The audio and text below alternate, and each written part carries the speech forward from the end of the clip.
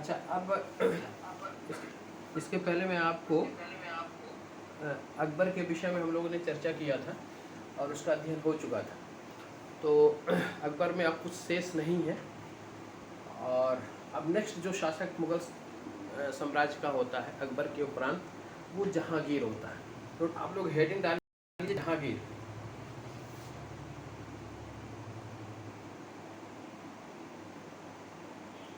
Time period मैंने आपको बताया था जहांगीर का 1605 से लेकर 1627।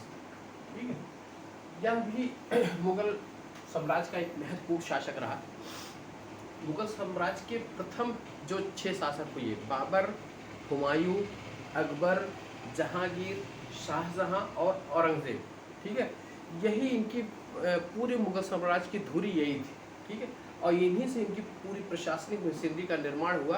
और बाद में के जो शासक आए हैं वो उत्तरवर्ती मुगल शासक कहलाए। ठीक है, और वहाँ से मुगल साम्राज्य का, औरंगजेब के शासनकाल से ही मुगल साम्राज्य का पतन शुरू हो जाता है। ठीक है, अब जरा हम जहांगीर के विषय में महत्वपूर्ण बातें देख लें कि जहांगीर का जो जन्म हुआ था, ठीक है, वो जन्म 1569, ठीक है, किसके आशीर्वाद से हुआ था? शेख सलीम चिश्ती के आशीर्वाद से। इसीलिए इसका नाम अकबर ने क्या रखा? सलीम नाम रखा था।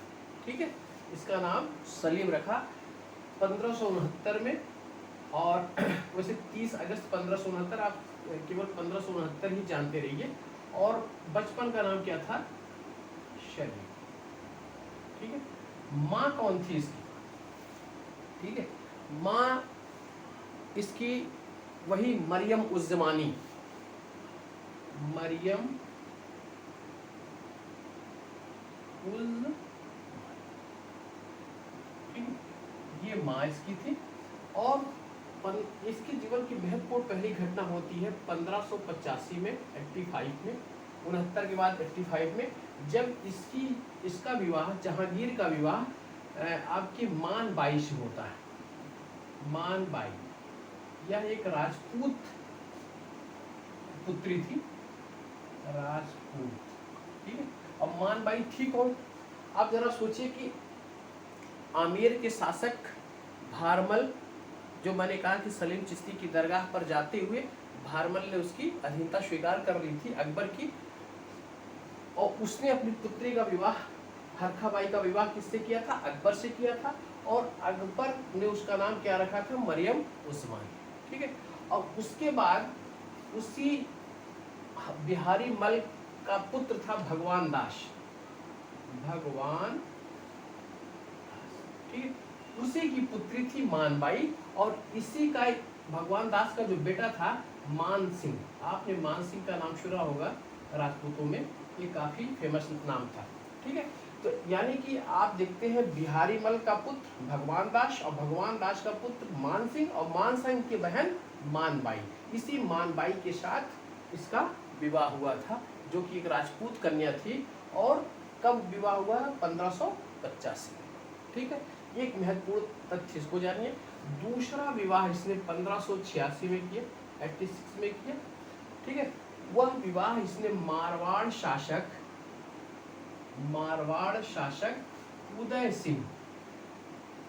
उदय सिंह की पुत्री जगत गोसाई,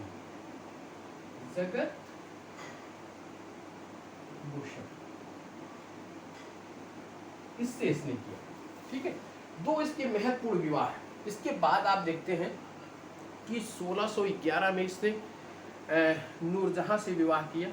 ठीक है, उसके विषय में अभी हम बताते हैं कि नूरजहां कौन थी और कहाँ की रहने वाली थी, कैसे इसका विवाह संपन्न हुआ। लेकिन प्रथम आपकी जो राजपूत वंश की कन्याओं के साथ विवाह किया तो 1585 में मानबाई से। मानबाई वही थी जो मैंने आपको पुनः आमेर के शासक बिहारी मल के पुत्र भगवान दास के पुत्र मान सिंह, और मान सिंह की बहन मानबाई थी। ठीक है, जब मानबाई के साथ इसने विवाह किया तो इसने उसका, मानबाई का नाम जो है शाह बेगम रखा, शाह बेगम। ठीक है, लेकिन जहांगीर की हरकतों से यह काफ़ी परेशान रहती थी और यही शाह बेगम आत्महत्या कर लेती है, आत्महत्या कर लेती है। और इसका पुत्र जो है खुसरो रहता है, खुसरो, ठीक है। जहांगीर के जो प्रथम पुत्र है वो खुसरो है और द्वितीय पुत्र उसका खुर्रम रहता है, जो खुर्रम शाहजहां के नाम से इतिहास में जाना जाता है। तो इसका नाम क्या है? खुसरो, ठीक है। ये किसका पुत्र है? शाह बेगम का पुत्र है, ठीक। और शाह बेगम आत्महत्या कर लेती है। कभी कभी क्वेश्चन पूछा गया है कि जहांगीर की वह कौन सी बेगम थी जिसने आत्महत्या कर ली, तो आप ध्यान में रखिएगा मानबाई, मानबाई का उपनाम क्या रखा था इसने? शाह बेगम रखा था। यही शाह बेगम आत्महत्या करती है और इसकी मज़ार जो इसको दफनाया जाता है वो आपकी इलाहाबाद में खुसरो बाग, आपने सुना होगा, वो आपके रेलवे स्टेशन के जस्ट अपोजिट साइड में है खुसरो बाग। उसी खुसरो बाग में इसको दफन किया गया और उसी जगह बाद में इसके पुत्र खुसरो को भी दफन किया गया। इसी खुसरो के नाम पर ही उसका नाम खुसरो बाग रखा गया, ठीक है। क्लियर हो गया?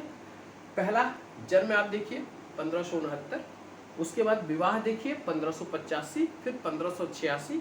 1585 में आमेर के शासक भगवान दास की पुत्री मानबाई के साथ विवाह, ठीक। मानबाई का नाम इसने शाह बेगम रखा। यही शाह बेगम बाद में इसकी आदतों से बुरी तरह प्रभावित हुई और नाखुश होकर फिर बाद में आत्महत्या कर लेती है और इसका पुत्र खुसरो रहता है, जो उसका प्रथम पुत्र रहता है। दोनों को दफन किया गया इलाहाबाद के खुसरो बाग में, ठीक है। ये क्लियर हुआ। उसके बाद सेकंड जो विवाह हुआ था मारवाड़ की शासक उदय सिंह की पुत्री जगत गोसाई के साथ, ठीक है। अब नेक्स्ट देखिए, इसके विवाह की जब चर्चा चल रही है तो विवाह के विषय में ही आगे बढ़ लिया जाए।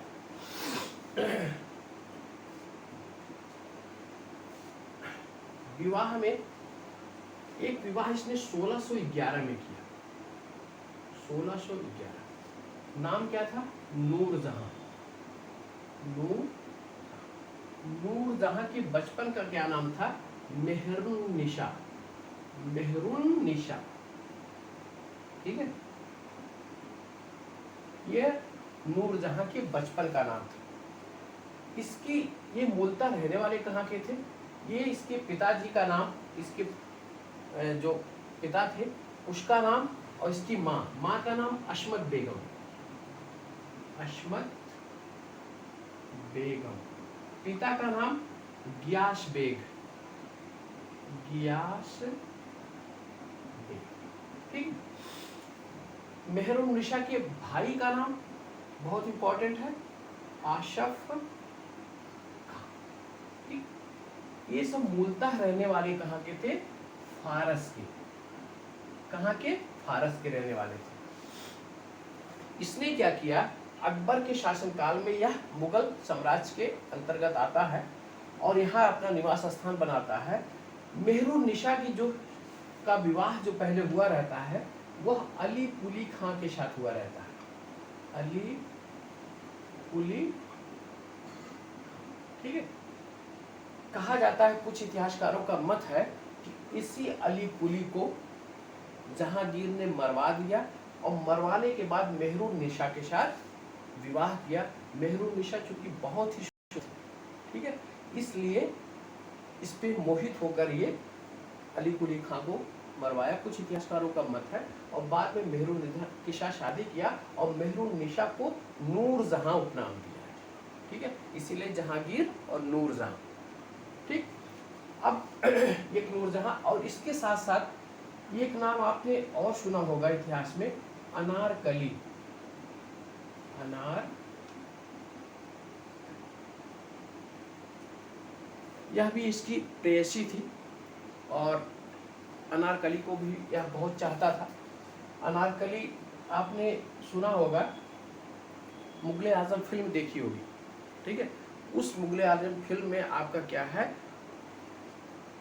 सलीम के साथ अनारकली के प्रेम संबंधों को दिखाया गया है, ठीक है।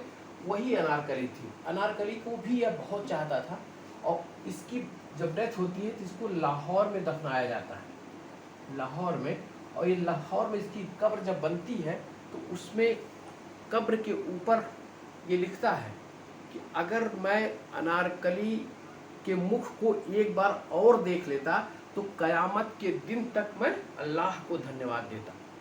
ठीक है, तो इसके जीवन की जो 4 महिलाएं हैं उसका नाम आप दिमाग में रखिएगा। एक सलीमा बेगम, ठीक है, जिसे क्या कहा जाता था, मानबाई कहा जाता था।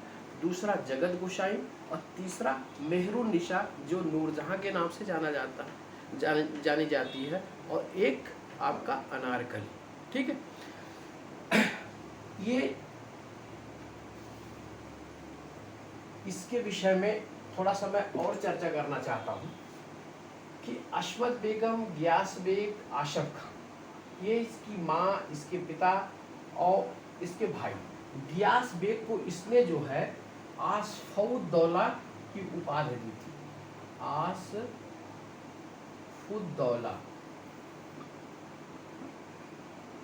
आसफउद्दौला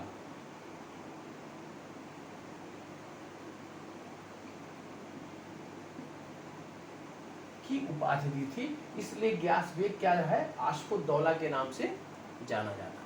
ठीक है, अशमत बेग, गियास बेग, आशफ खां, और इसी में एक नाम और मैं जोड़ता हूँ, खुर्रम। खुर्रम जो है वह नाम है शाहजहां का, शाहजहां। इन्होंने एक गुट का निर्माण किया था जो गुट जुनता गुट के नाम से जाना जाता है। क्या नाम है, जुनता गुट। यह गुट जुनता गुट के नाम से जाना जाता, और इसका बहुत अधिक प्रभाव प्रशासन पर था। इसमें से अशमत बेगम को माना जाता है कि इत्र का आविष्कार करने का श्रेय, इत्र का आविष्कार करने का श्रेय अशमत बेगम को और इसके साथ साथ मेहरुन्निसा को, यानी कि नूरजहां को प्राप्त है। ठीक है, ये बहुत महत्वपूर्ण क्वेश्चन है कि इत्र को की खोज किसने की थी। इत्र का आविष्कार आपका यहाँ पर अशमत बेगम ने, और इसके साथ साथ मेहरुन्निसा ने, यानी कि नूरजहां ने। और सौंदर्य प्रसाधन के क्षेत्र में इसने काफ़ी चीज़ें खोजी है, और जेवरातों के विषय में भी इसकी महत्वपूर्ण रुचि रहती थी। ठीक है, इसलिए कभी अगर क्वेश्चन आपका आ जाए कि सल्तनत का, उसमें मुगल साम्राज्य के अंतर्गत इत्र का आविष्कार या जेवरातों के साथ या सौंदर्य प्रसाधन सामग्री से संबंधित चीज़ों का आविष्कार किसने किया, तो आप उसका नाम क्या बताइएगा, अशमत बेगम, जो कि नूरजहां की माँ थी। ठीक है, और ये इन लोगों ने क्या किया था, जुनता गुट का निर्माण किया था। इस जुनता गुट में सदस्यों की संख्या किसकी थी, एक मेहरुन्निसा की थी, एक अशमत बेगम की थी, एक गियास बेग की थी, एक आशफ खां की, और एक खुर्रम शाहजहां की थी। इसमें नाम आप ध्यान रखिएगा सभी का। ठीक है, ये नाम पूछा जाता है कभी, किस एक नाम को हटाकर आपको पूछ देगा कि इसमें से कौन शामिल नहीं था। तो जुनता गढ़ के सदस्यों को जरूर ध्यान में रखिएगा, नूरजहां, अशमत बेगम, गियास बेग, आशफ खां और खुर्रम। ठीक है, अब हम आते हैं आगे।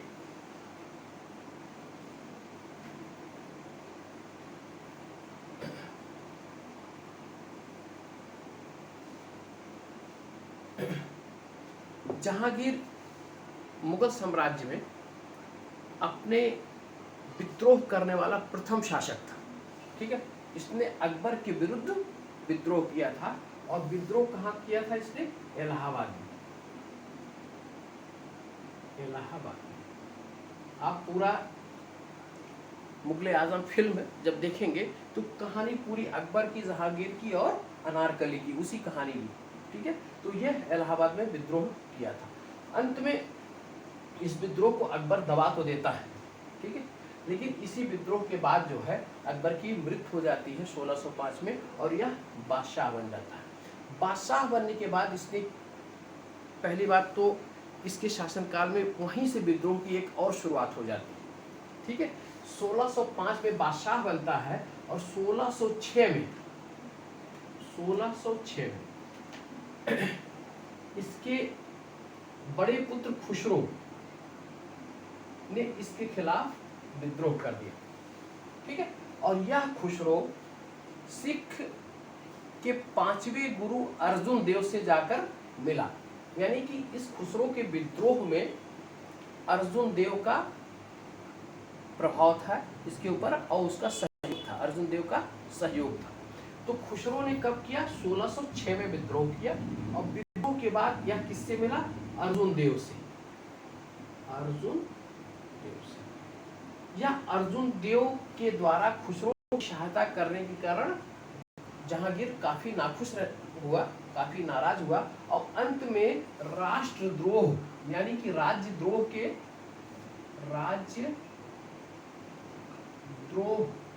के दंड में अर्जुन देव को फांसी की सजा दे दी जाती है। इसीलिए प्रश्न उठता है वह कौन सा सिख गुरु था जिसको सर्वप्रथम फांसी की सजा दी गई? तो वह सिख गुरु कौन था? अर्जुन देव। इसने सहायता किसकी की थी? खुसरो की। ठीक है, और इसी के कारण इसने फांसी की सजा दी। ये घटना कब हुई? 1606। ठीक, उसके बाद देखिए आपको एक मेवाड़, एक ऐसा राज्य था मेवाड़ जिसको अकबर विजित नहीं कर पाया था। ठीक है, जहां राणा प्रताप के साथ हल्दी घाटी का युद्ध 1576 में हुआ था, इस मेवाड़ को अकबर विजित नहीं कर पाया था। इस मेवाड़ को जीतने के लिए जहांगीर ने फिर कवायद शुरू की। उस कवायद के अंतर्गत पहली बार 1608 में, ठीक, इसने क्या किया? महावत खां को 1609 में अब्दुल्ला खां,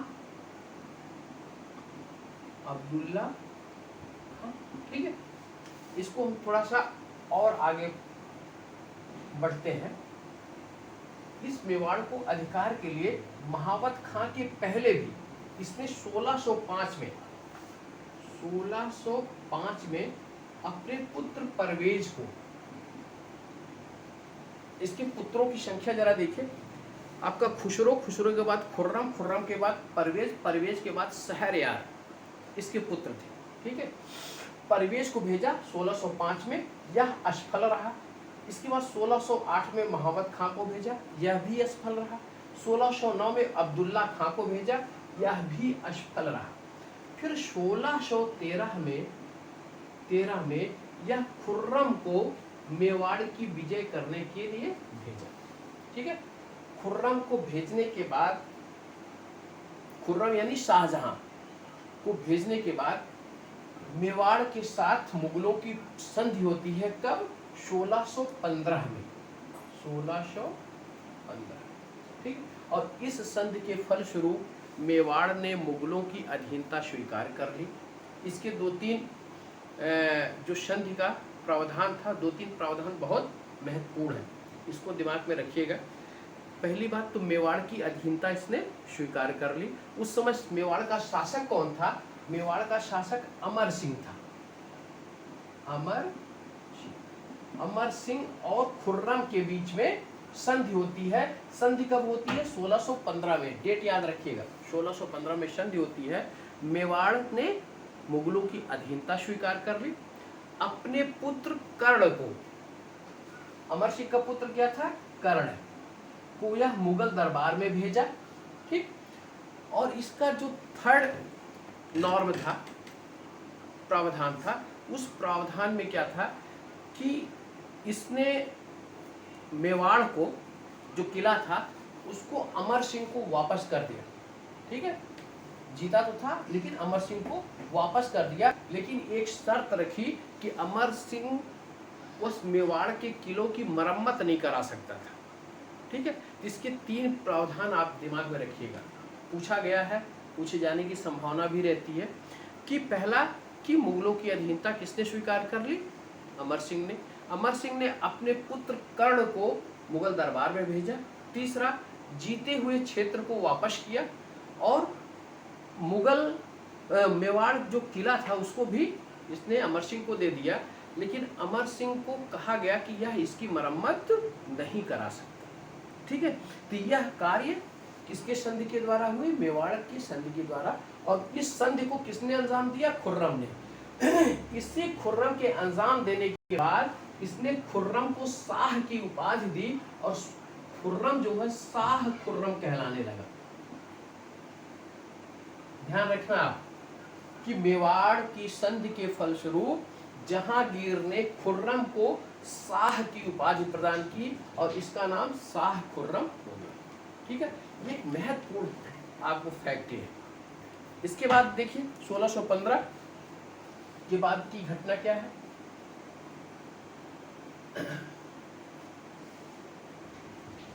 1615 के बाद फिर एक दूसरा साम्राज्य विस्तार के क्रम में 1617 की घटना होती।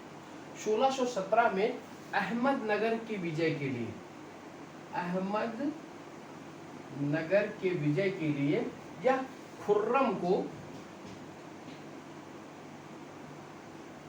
पुनः नियुक्त करता है। खुर्रम यानी शाहजहां को। ठीक है, और खुर्रम इसमें भी सफल होता है और अहमदनगर से एक संधि इसकी हो जाती है 1617 में, जिससे प्रसन्न होकर जहांगीर ने खुर्रम को शाहजहां की उपाधि प्रदान की। ठीक है, दक्षिण विजय अहमदनगर 1617 खुर्रम ने अहमदनगर से संधि के लिए बाध्य किया और जहांगीर प्रसन्न होकर खुर्रम को शाहजहां की उपाधि प्रदान की। अगला शासक मुगल बादशाह का नियुक्त होता है। ठीक है, अब आपको क्लियर हो गया खुर्रम का नाम, एक पहला मेवाड़ संधि के फलस्वरूप शाह और उसके बाद अहमदनगर की संधि के फलस्वरूप शाहजहां की उपाधि प्रदान की। ठीक है, फिर उसके बाद एक महत्वपूर्ण घटना 1620 में होती है जब यह कांगड़ा की विजय करता है। कांगड़ा की विजय, यह कांगड़ा इस समय हिमाचल प्रदेश में है, उस समय वह पंजाब के उत्तर पूर्वी क्षेत्र में यह था। कांगड़ा की विजय 1620 में। और फिर ये घटना 1622 में होती है।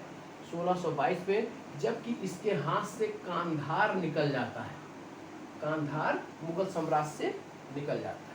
ठीक है, आपको पुनः मैं इसके साम्राज्य विस्तार किया, इसके बाद इसका कोई साम्राज्य विस्तार नहीं रहता या साम्राज्य से संबंधित कोई कार्य नहीं रहते।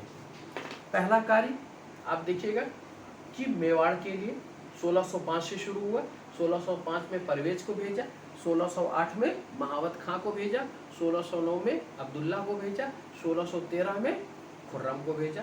खुर्रम ने संधि की 1615 में और 1615 में संधि के फलस्वरूप खुर्रम को शाह की उपाधि प्रदान की। उसके बाद 1617 में दक्षिण भारत की तरफ अहमदनगर को अपने पक्ष में लेना चाहा। ठीक है, तो फिर खुर्रम को भेजा। खुर्रम ने अहमदनगर से संधि कर ली और संधि करने के फलस्वरूप खुर्रम को शाहजहां की उपाधि दी। फिर 1620 में इसने कांगड़ा की विजय की और 1622 में इसके मुगल क्षेत्र से कांधार निकल गया, जिसको फारस के शाह ने उस पर अधिकार कर लिया। ये चार चीज आप दिमाग में रखिएगा। अब इसके जो विद्रोह का सिलसिला शुरू हुआ था खुसरो के समय, खुसरो को इसने बंदी बनाकर कैद किया और 1622 में खुसरो को मृत्युदंड दे दिया, उसकी हत्या करवा दी। ठीक है, जेल में ही। इसके बाद विद्रोह का क्रम इसके समय में 1623 में और 1626 में दो विद्रोह और होते हैं। ठीक है, उस विद्रोह में एक विद्रोह शाहजहां का होता है, शाहजहां भी इसके खिलाफ विद्रोह करता है, और दूसरा विद्रोह महावत खां का होता है, महावत खां का होता है।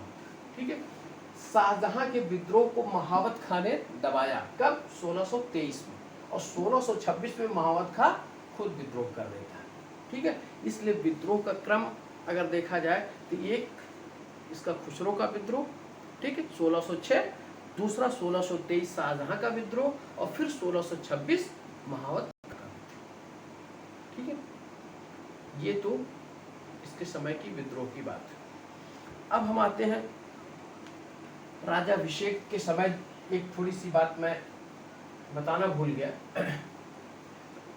कि जब इसका राजाभिषेक 1605 में होता है तो आगरा के किले के बाहर, ठीक है, आगरा के किले के बाहर इसने न्याय की जंजीर स्थापित की, न्याय की जंजीर।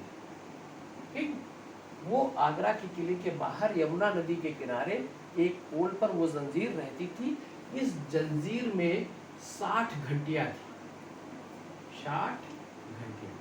कोई भी फरियादी उस आकर यह न्याय की जंजीर कहाँ लगी थी? शाह बुर्ज नामक स्थान पर, जो उसका शाह बुर्ज बना हुआ था आगरा के किले में, वहाँ ये घंटियां स्थापित थी। एक घंटी की कोई भी फरियादी आकर उसको घंटी को बजाकर न्याय के लिए गुहार कर सकता था। ठीक है, जहांगीर के व्यक्तित्व की एक सबसे बड़ी खूबी क्या थी कि वह एक न्यायप्रिय शासक था। ठीक है, और दूसरी सबसे बड़ी खामी क्या थी कि वह एक शराबी, शराब का सेवन करने वाला शासक था। ठीक है, मतलब बहुत ही बड़ा शराबी था, शराब अक्सर पीता रहता था। उसके बारे में कहा जाता है कि एक शेर शराब की, आधा शेर कबाब हो, और सारी सल्तनत नूरजहां की खूब हो या खराब हो। यानी कि शराब में इतना लिप्त रहता था कि उसको फिर होशो हवास नहीं रहता था कि हमारी सत्ता कैसे चल रही है, बादशाह के क्या कार्य है, कैसे होता था, कुछ नहीं। और इसका फायदा उठाया किसने? नूरजहां ने। नूरजहां एक अपरिमित महत्वाकांक्षा की महिला थी, जिसकी महत्वाकांक्षा की कोई सीमा नहीं थी। इसीलिए वह जहांगीर के ऊपर अपना अधिकार स्थापित करने में सफल हुई थी। जहांगीर के साथ साथ वह झरोखा दर्शन जब देती थी तो जहांगीर के साथ वह भी बैठती थी।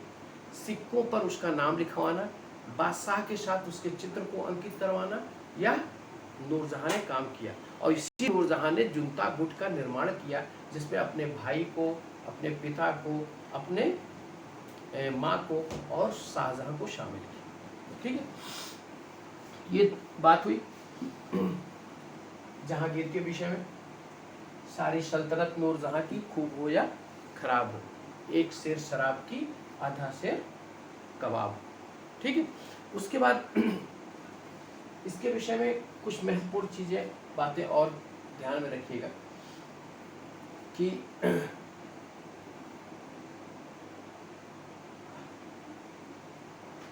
पहली बात तो यह हिंदुओं के त्योहार में भाग लेना शुरू किया। ठीक है, 1612 में, ठीक है, यह रक्षाबंधन के त्योहार में भाग लिया और अपनी कलाई पर राखी भी बंधवाई, 1612। इसके साथ साथ इसने मंदिरों के पुनर्निर्माण के लिए, मंदिरों के पुनर्निर्माण के लिए धन प्रदान किया, धन प्रदान। ठीक है, यह एक सही शासक था, लेकिन यह हिंदुओं के विरुद्ध भी कुछ काम इसके ऐसे थे कि जो इसको इसकी शासक के रूप में इसकी प्रतिष्ठा को कम करते थे। ठीक है, वह काम क्या किया इसने? कांगड़ा की विजय के बाद 1620 में इसने गाय कटवाकर जश्न मनाया। ठीक है, दूसरा काम किया, राजौरी एक स्थान है, वहाँ के हिंदुओं को इसलिए दंडित किया कि उसने, उन हिंदुओं ने मुसलमान लड़कियों के साथ ब्याह रचाया था। ठीक है, हिंदुओं के विरुद्ध उसका ये कार्य भी था। इसके साथ साथ अजमेर में वाराह मंदिर, ठीक है, वाराह मंदिर था, जहाँ भगवान वाराह की मूर्ति को यह बाहर फेंकवा दिया था। ठीक है, तो यह कुछ कार्य ऐसे थे जो इसके हिंदुओं के विपरीत जाते थे। सिखों के विपरीत क्या हुआ था कि सिख धर्म के 5वें गुरु आपके अर्जुन देव को इसने फांसी की सजा सुनाई थी। 1627 ईस्वी में इसकी डेथ होती है, 1627 में, और लाहौर के शाहदरा नामक स्थान पर, लाहौर के शाहदरा नामक स्थान पर इसको दफना दिया जाता है। इसी लाहौर में उसके प्रेयसी अनारकली की भी नूरजहां जीवित रहती है, और 1627 में शाहजहां उसको कैद कर लेता है, और बाद में वह 2 लाख रुपए पेंशन पर उसको लाहौर भेज देता है नूरजहां को, और इसी लाहौर में 1645 को इसकी डेथ हो जाती है और यहाँ इसकी कब्र बनाई जाती है। यानी कि जहांगीर और नूरजहां दोनों की कब्र कहाँ पे है? लाहौर में। और प्रेयसी उसकी अनारकली की कब्र भी लाहौर में। ठीक है, अब जहांगीर के विषय में जो महत्वपूर्ण तथ्य है उस पर हम लोगों ने चर्चा कर। ठीक है, एक रिपीटिशन मैं आपको पुनः बता देता हूँ, रिपीट करा देता हूँ। 1569 में इसका जन्म, 1585 में मानबाई के साथ विवाह, ठीक, 1586 में जगत गोसाई के साथ विवाह। मानबाई से जो पुत्र उत्पन्न हुआ उसका नाम खुसरो, जगत गोसाई से जो पुत्र उत्पन्न हुआ उसका नाम खुर्रम। यही खुर्रम अंत में शाहजहां के रूप में जाना जाता है। ठीक है,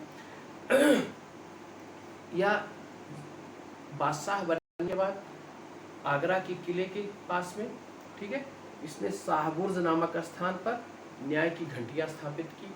उस न्याय की जंजीर में वह यमुना के तट पर एक जंजीर रहती थी और यहाँ 60 घंटियां रहती थी। इसी घंटियों को, जंजीर को कोई हिलाकर अपने न्याय की फरियाद कर सकता था। इसके बाद 1602 में इसने विद्रोह किया।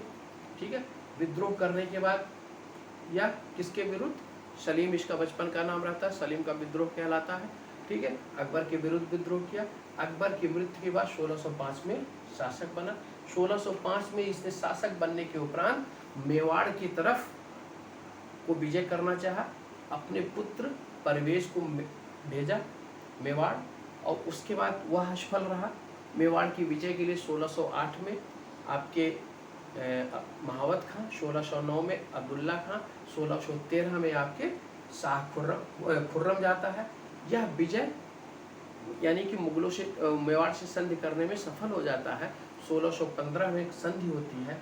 इसी संधि के फलस्वरूप खुर्रम को शाह की उपाधि प्रदान की जाती है और वह शाह खुर्रम कहलाता है। ठीक है, संधि की जो शर्तें थी उसमें था कि मेवाड़ ने मुगलों की आधिपत्य को स्वीकार कर लिया।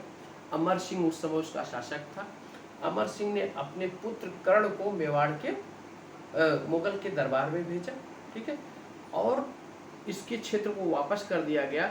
मेवाड़ किला भी इसे प्राप्त हो गया, लेकिन मेवाड़ की मरम्मत का कार्य रोक दिया गया। ठीक है, नहीं करवा सकता था। ठीक है, या इससे इतना अपमानित हुआ अमर सिंह कि अपने पुत्र कर्ण को फिर मेवाड़ की सत्ता सौंप कर यह जंगल की तरफ चला जाता है, यानी कि सत्ता से मोह भंग हो जाता है। अमर सिंह को इतनी ग्लानि महसूस होती है। ठीक है, फिर 1617 में अहमदनगर की विजय। अहमदनगर से संधि के बाद खुर्रम को शाहजहां की उपाधि। 1620 में कांगड़ा की विजय। 1622 में कांधार मुगलों के हाथ से निकल जाता है। फिर उसके बाद 1623 में आपका जो विद्रोह की जो शुरुआत होती है वो 1605-6 से शुरू हो जाती है। और खुसरो, एक ध्यान रखिएगा, एक तथ्य मैं छोड़ दिया था। खुसरो और जहांगीर के बीच में एक युद्ध होता है। ठीक है, वह युद्ध भैरोवाल के नाम से प्रसिद्ध है। पंजाब के निकट जालंधर जो पड़ता है पंजाब में, वह 1607 में भैरोवाल का युद्ध, भैरोवाल का यह युद्ध कहाँ होता है? किससे? जहांगीर और खुसरो से। ठीक है, इसी युद्ध में खुसरो परास्त होता है, इसको बंदी बना लिया जाता है और बाद में 1622 में कैद में ही इसकी हत्या कर दी जाती है।